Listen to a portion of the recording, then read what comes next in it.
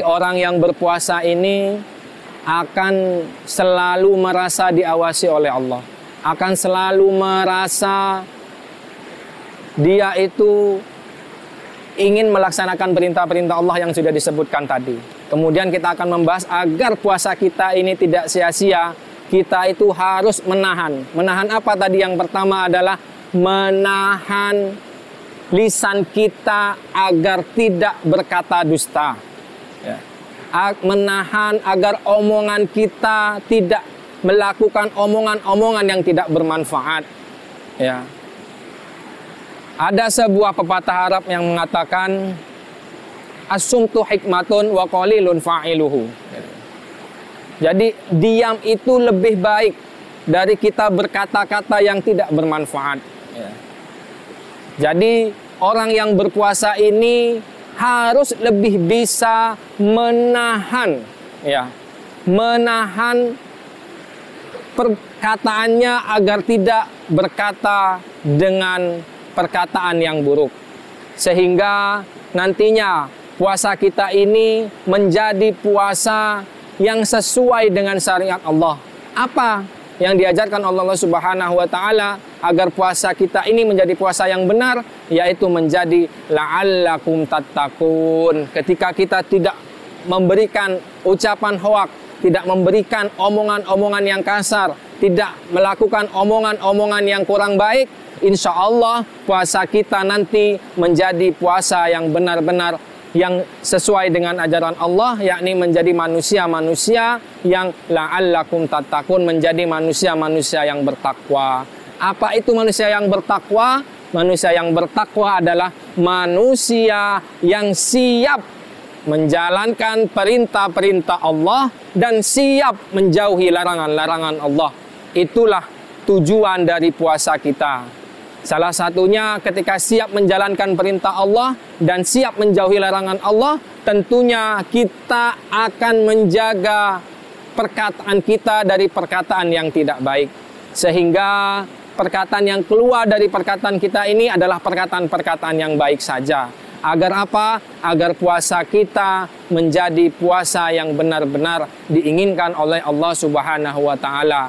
Tidak menjadi puasa yang hanya menahan lapar dan haus saja. Jadi selain menjaga lisan kita untuk berkata yang baik, tentunya kita juga harus menahan agar puasa kita ini tidak sia-sia, menahan pandangan kita, ya. Menahan pandangan kita agar tidak melihat maksiat-maksiat yang berada di sekitar kita, ya kan? Sehingga para ulama sepakat bahwasannya naumi shaimin ibadah. Jadi tidurnya orang puasa itu ibadah. Karena apa? Karena daripada kita melek, daripada kita membuka mata, tetapi di samping-samping kita ini banyak maksiat, sehingga kita dianjurkan untuk tidur saja. Jadi kenapa ulama sepakat bahwasanya naumu shaimin ibadah? Karena di sekitar kita ini udah nggak mungkin kita, di depan kita ada orang-orang yang luar non-muslim memakai pakaian yang tidak sesuai dengan syariat. Kita tidak bisa mungkin menghindar. Karena seumpamanya kita berhenti di lampu merah, kemudian dia berhenti di depan kendaraan kita. Nggak mungkin kita melengok ke samping. Karena di sana kita akan melihat lampu hijau, lampu kuning, dan lampu merah di mana tanda berhenti. Artinya apa? Artinya kita selalu dihadapkan dengan kondisi-kondisi seperti ini. Sehingga ulama sepakat bahwasanya naumu shaimin ibadah. Jadi tidurnya orang puasa itu ibadah. Jadi bukan berarti kita tidak bekerja, ya kan? Jadi tidurnya orang ibadah ini artinya meninggalkan maksiat, ya, meninggalkan maksiat yang ada di sekitar. Kemudian kita harus menahan pendengaran dari pendengaran yang kurang baik. Sekarang berita-berita, sekarang dunia media sosial sudah banyak sekali yang mengeluarkan lontaran-lontaran yang kurang baik, sehingga kita harus bisa menahannya dengan tidak mendengarkan hal-hal itu semua. Apa yang kita dengarkan di bulan puasa ini, agar puasa kita menjadi puasa yang kafah atau puasa yang diridhai oleh Allah Subhanahu wa taala, kita harus mendengarkan perkataan-perkataan yang baik, sering hadir di dalam majelis-majelis, sering hadir di dalam sebuah halakoh-halakoh agar menambah keimanan kita. Kemudian kita harus menahan tangan kita. Kenapa tangan kita kok juga harus ditahan? Seperti yang sudah saya sampaikan tadi, bahwasanya orang yang berpuasa harus dapat menahan telinga, menahan lisan kita, menahan pendengaran kita, menahan tangan kita. Tangan kita pun harus ditahan. Agar apa? Agar supaya tidak melakukan maksiat-maksiat. Karena kenapa? Karena orang yang melakukan maksiat, biasanya apa yang didapat di dunia ini tidak akan menjadi manfaat. Sehingga penting sekali bahwasanya kita harus menahan tangan kita dari perbuatan maksiat. Sebagaimana yang sudah saya contohkan tadi, yang paling gampang di dalam bulan puasa ini adalah menahan tangan kita dari mengambil yang bukan hak kita.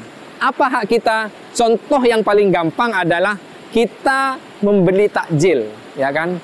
Kemudian harga takjilnya itu 8.000, uang kita 10.000. Kemudian orang yang menjual ini mengembalikan sebesar 12.000. Dikira penjual uangnya 20.000. Ternyata uang kita ini hanya 10.000. Harusnya kembaliannya 2.000. Kita menerima kembalian 12.000. Nah, orang yang puasanya sia-sia mungkin akan mengambil uang kembalian itu, kita masukkan di kantong. Karena kita sudah mendapatkan untung 10.000. Ya, sudah dapat takjilnya, sudah dapat apa yang kita inginkan, kemudian kita mendapatkan uang lagi sebesar 10.000. Nah, inilah salah satu contoh yang puasanya sia-sia. Sehingga kita harus menahan tangan ini. Kalau orang yang berpuasa pasti akan mengembalikan sisa uang tadi yang diberikan. Bu, mohon maaf, ini uang saya tadi cuma 10.000. Saya belanja 8.000. Lah kok kembaliannya itu 12.000. Mohon maaf, ini kembalinya hanya 2.000, 10.000. Ibu salah. Mungkin ibu melihat saya tadi membayar uang 20.000, tapi uang saya hanya 10.000. Itulah salah satu contoh kenapa kita harus menahan tangan kita, tidak mengambil yang bukan hak kita. Kemudian kita juga harus menahan kaki kita dari tingkah laku yang kurang baik. Karena kenapa? Karena nanti Allah Subhanahu wa taala berfirman, "Al-yauma nakhtimu ala afwahihim wa tukallimuna aydihim wa tashhadu arjuluhum bima kanu yaksibun."